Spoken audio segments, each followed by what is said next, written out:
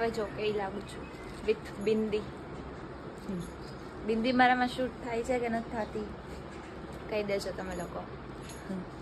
હવે ખાલી માથું ઓળવવાનું બાકી છે. ફટાફટ માથું ઓળવી નાખું અને પછી ડાયરેક્ટ તમને કોલેજે મળું.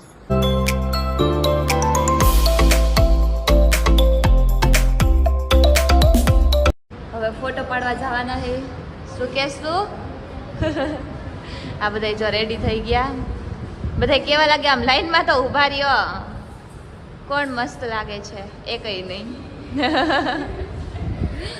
હાલો હવે ફોટા પાડવા જવાનું છે સ્વામિનારાયણના મંદિરે. તો આપણે ત્યાં જઈને મસ્ત એવા ફોટોસ પાડી લઈએ.